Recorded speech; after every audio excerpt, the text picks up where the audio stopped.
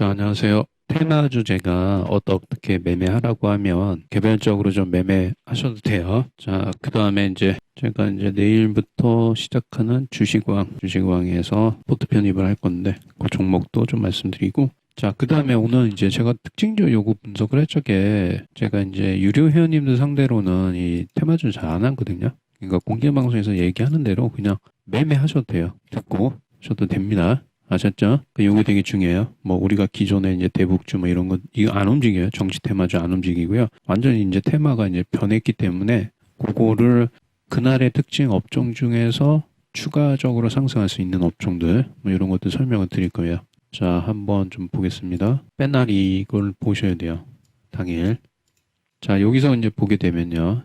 11월 1일 날 주요 이제 보시면 BT1 상한가 같죠? 근데 이제 비텐트 지분 취득 결정에 따른 상한가. 이거는 뭐 크게 뭐 그렇진 않고요. 자, 진바이오텍은 동물 구충제 암흑과. 요거는 지금 테마가 형성됐잖아요. 그래서 진바이오텍이 상한가 한번 갔다가 음봉 갔다가 금요일날 상한가 갔잖아요. 이건 테마가 형성됐단 말이에요. 그래서 동물 구충제 암흑과 관련해서 대장은 얘예요. 진바이오텍만 하시면 돼요. 진바이오텍. 우리가 이제 그 금요일날 이 알고리즘에서 여기 잡혔을 거예요. 그죠? SGI 평가정보 제가 알기로는 여기 잡혔어요. P2P 금융법 국회 법원의 통과, 신용조회 사업 수혜. 요게 이제 알고리즘으로 3분봉 수정 알고리즘에 요거 잡혔죠. 아침에 좀 시가에 잡혔을 겁니다. 근데 이제 SCI 평가정보는 테마가 형성되기 힘들어요. 자, 그 다음에 보면 셀리버리, 바이오죠. 최저암 치료 신약 무독성 증명, 기술 수출 협상 돌입 상한가. 요거는 이제 상한가 같잖아요. 근데 이 음봉 밑꼬리에서 매매 한번 해볼 만해요. 다시 한번 올라갈 수 있어요. 그래서 요거 셀리버리 기억하셔야 돼요. 버켓 스튜디오 뭐 이런 거는 뭐 안 보셔도 됩니다. 그 다음에 이제 요것도 보시면 봐봐요. MP 한강 이게 목요일날 상한가 갔어요. MP 한강 아모레 퍼시피 실적 턴어라운드 이거는 이제 연속으로 갈 재료가 아니에요. 근데 나노메딕스는 이제 스탠다드 그래핀과 미국의 셰일가스 그래핀 수처리 설비 수주 소식 상한가. 이거는 보세요. 상한가 갔다가 오늘 뭐 도지인가요? 이건 또 추가 갈 수 있어요. 이런 것들은. 네, 오늘 도지인데 내일 이건 갈 수 있어요. 왜냐하면 이 나노메딕스는 그 세계 최초로 그래핀 셰일가스 그래핀 수처리 오염수 여기 빠졌어요. 오염수. 예, 오염수를 처리를 하는 회사인데 이제 스탠다드 그래핀과 공급 계약을 이제 4년 동안 했는데 그 수주 금액이 1,000억입니다. 1,000억이고 세계 최초로 했어요. 나노메딕스가 1년 매출액이 300억인데 그래핀 관련해서 올라갔어요. 엄밀히 말하면 이제 그래핀 관련해서 올라갔다 이렇게 보셔도 돼요.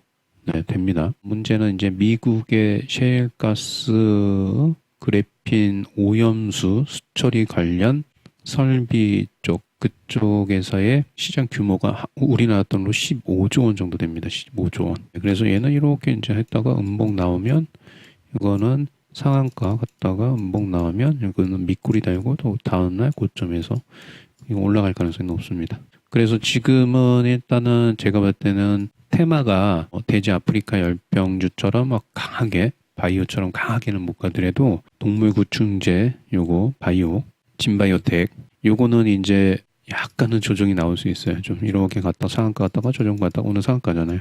내일은 이제 들어가시면 좀 위험해요. 여러분들이 공략하셔야 될 거는 첫 상한가가 나오잖아요. 그리고 다음날 조정이 나올 때 이 포인트에서 매수하는 겁니다. 근데 이 포인트에서 매수할 적에 이 첫 상한가 갔을 적에 재료를 분석을 해서 추가 상승이 가능한지를 보셔야 돼요. 나노메딕스는 추가 상승 가능성이 높아요. 그래서 이런 식으로 여러분들이 분석을 하셔야 됩니다. 아셨죠? 그 다음에 좀 보게 되면 대북주들은 이제 좀 힘들죠. 일단은 지금 보시면 남측이 철거 요구를 하고 금강산 홍보하고 있습니다. 지금 북한이. 그러니까 원산하고 금강산을 통해서 자체적으로 하겠다는 얘기예요. 근데 이게 될까요? 안 되겠죠. 안 돼요. 왜냐하면 이제 이 금강산 관광특구가 2008년도에 했죠. 거의 한 이제 11년 정도 됐는데 내년이면 12년입니다. 현대아산이 이제 50년 관광할 수 있는 사업권을 갖고 있는데 이 금강산에 이제 갈 수 있는 사람들이 외국인을 대상으로 하는데 남한 사람들이 안 가면 힘들다는 얘기예요. 그러니까 북한은 이제 원산하고 금강산을 통해서 국제 관광단지를 조성을 하려고 하는데 이 관광객이 가겠습니까, 이거? 둘 중에 하나입니다. 첫 번째 한국인, 두 번째 중국입니다. 한국보다는 중국이 더 많겠죠. 네, 그런 부분이에요. 그러면 이게 북한이 자체적으로 원산과 금강산 국제관광지대를 만들어서 독자적으로 운영을 하게 되면 대북 관련 사업이 다 없어지냐? 그런 건 또 아닙니다.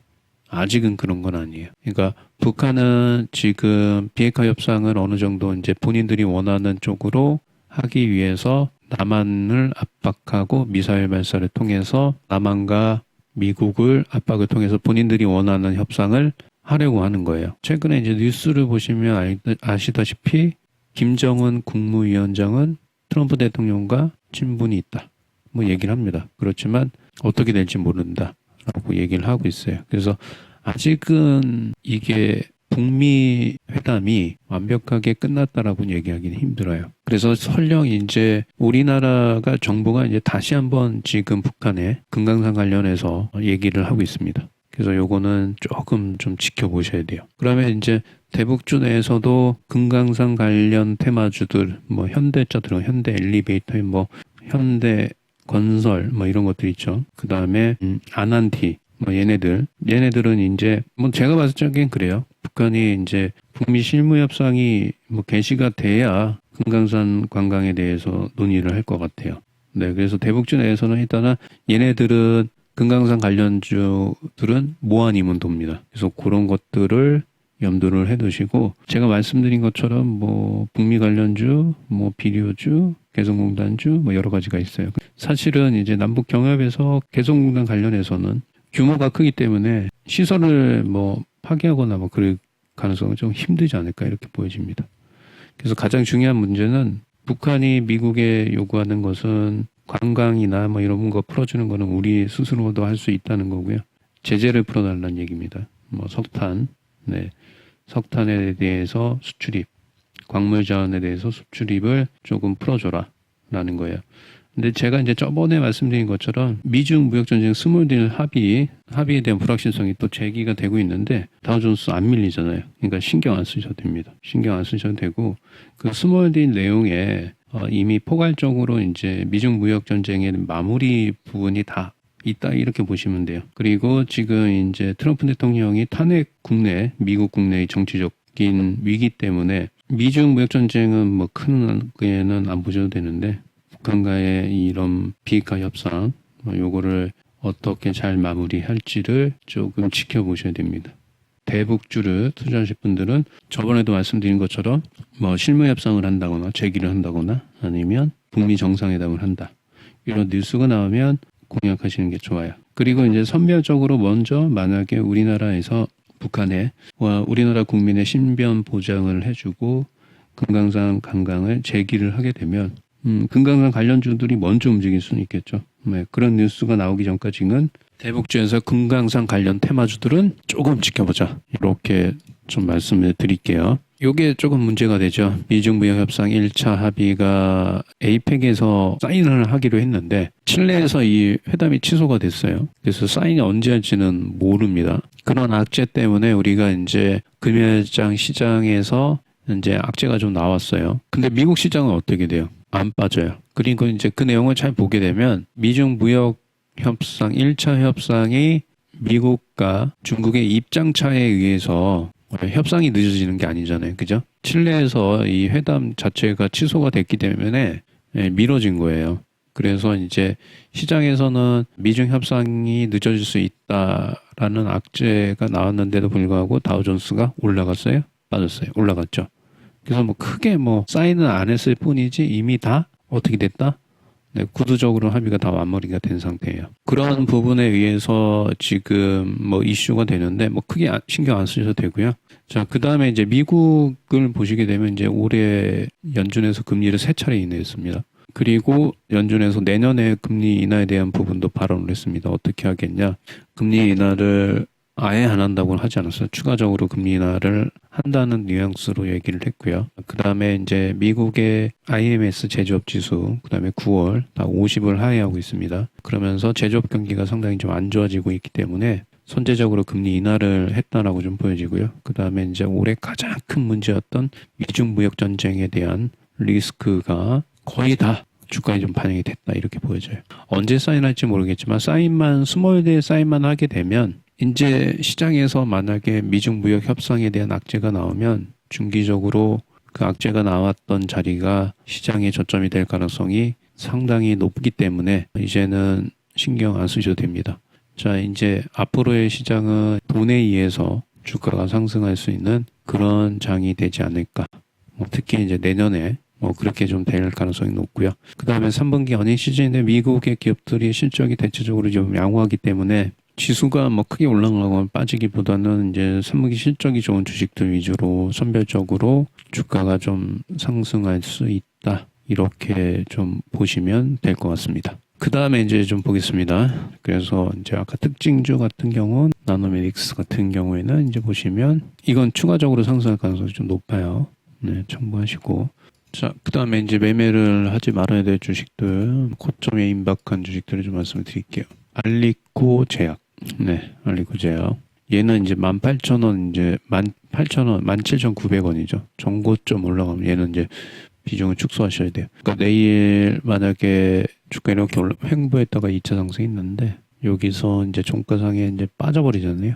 RSI가. 그게 한 15,800원 이하에서 종가가 형성되면 조정이에요. 네, 조정 들어옵니다. 그리고 이제 한 번 더 튀어 오르면 이 전고점 부분부터 분할 매도하세요. 분할 매도하시면 되고요. 네이처셀은 조금 더 올라가 있고 WI도 지금 구간대에서부터는 매도하셔도 됩니다. 지금 구간대에서는 매도하셔도 되고요. 종가상에 이제 5일선 11,800원 요 라인대 이탈하지 않으면 그대로 좀 보유하셔도 됩니다. 그리고 얘는 이제 지금 어저께 종가 12,450원에서 5%씩 올라갈 때마다 비중을 좀 축소하시면 돼요. 그 장중에 주식왕이라고 있거든요. 프로그램이. 네, 원앱 프로그램 중에서 거기서 이제 출연을 하는데 내일 포트를 구성을 해야 돼요. 종목 3개를 포트를 구성을 해야 되는데 종목 어떤 거를 포트를 구성할지 좀 말씀을 드릴게요. 저는 일단 이제 신라제는 이제 다시 편입을 할 겁니다. 내일 오전 10시에 이제 제가 포트를 드리거든요. 그래서 신라젠 편입할 거고요. 아이텍 편입할 거고요. 참고하세요. 이렇게 두 종목 좀 편입할 거니까 관심 있으신 분은 좀 보셔도 됩니다. 오늘 여기까지 하겠습니다. 오늘 수고들 많이 하셨고요. 감사합니다.